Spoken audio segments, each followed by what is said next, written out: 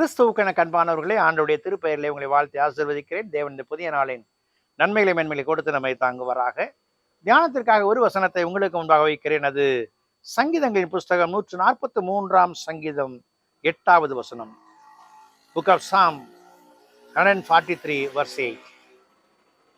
அதிகாலையில் உமது கிருபையை கேட்க பண்ணும், உம்மை நம்பி இருக்கிறேன், நான் நடக்க வேண்டிய வழி எனக்கு காண்பியும், உம்மிடத்தில் என் ஆத்துமாவை உயர்த்துகிறேன்.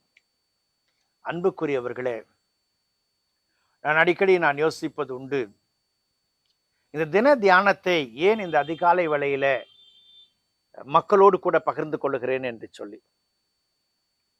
ஆண்டவர் தனித்து சென்று ஜெபிக்கிறவராகவும் அதிகாலை வேளையில இறைவனோடு நேரத்தை செலவிடுவராகவும் அவர் காணப்பட்டார். இன்றைக்கும் ஒரு வாழ்க்கை சிறப்பாய் கட்டப்பட வேண்டும் என்று சொன்னால், அமைதி நேரத்தில் இறைவனை தேடுகிற உணர்வோடு கூட நாம் அடியெடுத்து வைக்க வேண்டும். நீங்க கால நேரத்தில் தேடுறதை தவிர்த்துட்டாக்க அதுக்கு பின்னாடி எப்பயுமே தேட முடியாது. You will be busy with your own assignments, the worldly pleasures. ஆகவே தான் நீங்க சங்கீதக்காரன் சொல்றார், அதிகாலையில் உமது கிருபையை கேட்க பண்ணும்.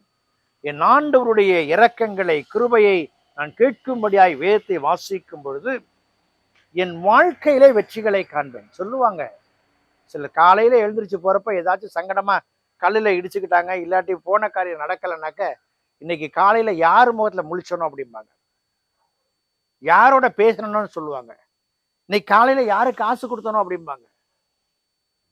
ஆனால் இவை எல்லாவற்றையும் தவிர்த்து சங்கீதக்காரர் அழகா சொல்லுகிறார், அது காலையில இறைவனுடைய கிருபையை தேடும் பொழுது இறைவன் நடத்துகிற விதங்கள் வெற்றியின் வாழ்வு, வெற்றியின் நடக்கை என்பதை தெளிவுபடுத்துகிறது.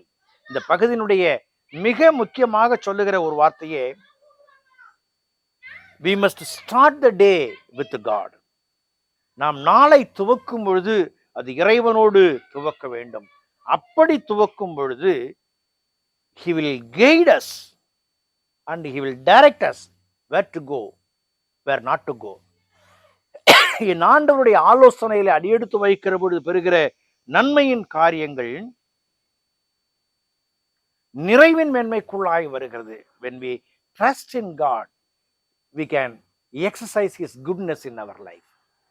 நாம் இறைவனிடத்தில் நம்பிக்கை வைக்கும் பொழுது அவருடைய நன்மைகளை நம்முடைய வாழ்க்கையை அனுபவிக்க முடியும். அன்புக்குரிய விசுவாசிகளே, இந்த புதிய நாளில இறைவனுடைய கிருபையை தேடி அடியெடுத்து வைப்போம். அதிகாலை வேளையில இறைவனை தேடுகிற பழக்கத்தை உருவாக்குவோம். இறைவனோடு பேசாமல் நான் யாரோடு பேச மாட்டேன் என்கிற நிலைக்கு வந்தால் வாழ்க்கை முழுவதும் இறைவனுடைய நன்மைகள் நம்மை தொடரும் என்பதில் மாற்றமில்லை. அவருடைய நடத்துதல் நமக்கு ஆலோசனையா இருக்கும் என்பதில் மாற்றமில்லை. அந்த கிருபைகளை தேவன் கொடுத்தாங்குவாராக. ஜெபம் செய்வோம். பரிசுத்தமும் கிருபையும் நிறைந்த நல்ல ஆண்டவரே, இந்த நாளுக்காய் இந்த வேளைக்காய் நன்றியோடு துதிக்கிறோம், ஸ்தோத்திரிக்கிறோம். அற்புதங்களை சேர ஆண்டோட கரங்கள்ல எங்களை தாழ்த்தி ஒப்பு கொடுக்கிறோம். சாமி, நீர் மகிமைப்பட எங்களை எடுத்து பயன்படுத்தும். இந்த நேரத்திலும் கூட உம்மை தேடுகிற ஒவ்வொரு பிள்ளைகளும் உம்மை கண்டடைய உதவி செய்யும். இயேசு மூலம் ஜெபிக்கிறோம், ஜெபங்கள் பிதாவே, ஆமென்.